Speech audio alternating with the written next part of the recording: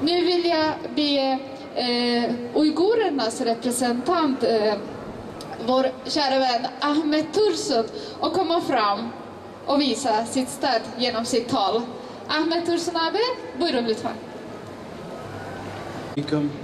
Değerli dernek başkanlarım ve kardeşlerim, bugün aranızda olmaktan çok mutluyuz. Bu acı günlerde sizin acınızı paylaşabilmek bizim için gurur verici bir şey.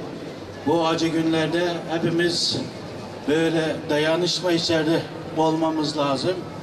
Ondan dolayı biz burada bulunmaktayız ve Doğu Türkistan'daki 30 milyon Doğu Türkistan halkı, yani Uygur halkı, hepimizin acısını, hasreten Azerbaycanlı kardeşlerimizin acısını paylaşmakta ve Karabağ'da yapılan soykırımı kınamakta ve bir an önce Azerbaycan'daki işgal edilen Azerbaycan topraklarının geri dönmesinden yanadır ve inşallah çok yakında, kısa zamanda inşallah Azerbaycan toprakları, yani işgal altındaki topraklar Azerbaycanlılara geri gelecektir inşallah.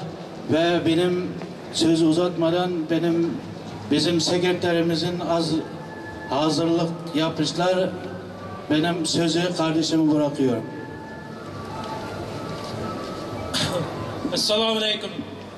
Idag vi samlas här igen för att minnas de dagar som pågick då ett av världens mest barbariska massakrer i de senaste 100 år i världens historia.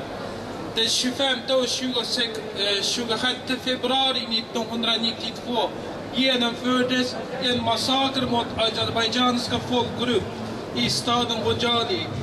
Det rättare sagt etnisk rensning mot azerbajdzjanska folk.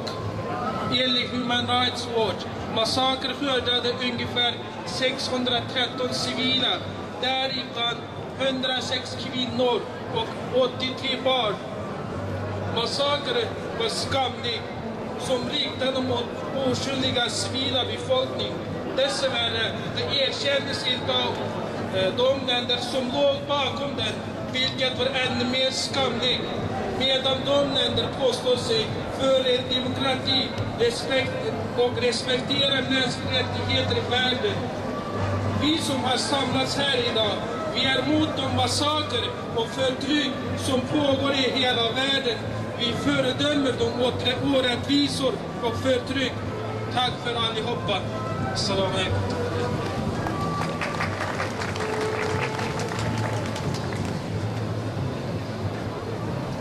Ett himla stort tack till våra uiguriska bröder. Tack så jättemycket för att ni alla kommit hit.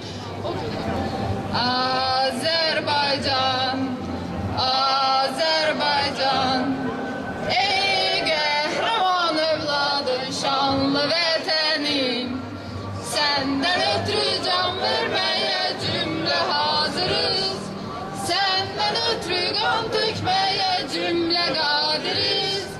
Üç renkli bayrağınla mesut yaşa. Üç renkli bayrağınla mesut yaşa. Millerle can kurban oldu, sinem herbe meydan oldu. Hukukundan geçen asker her bir kahraman oldu. Sen olasan Gülistan, sana her an can kurban. Sana min bir mehabbet, sinemde tutmuş mekan. Namusunu hissetmeye, bayrağını yükseltmeye, namusunu hissetmeye cümle gençler müştakız. Şanlı vatan, şanlı vatan, Azerbaycan.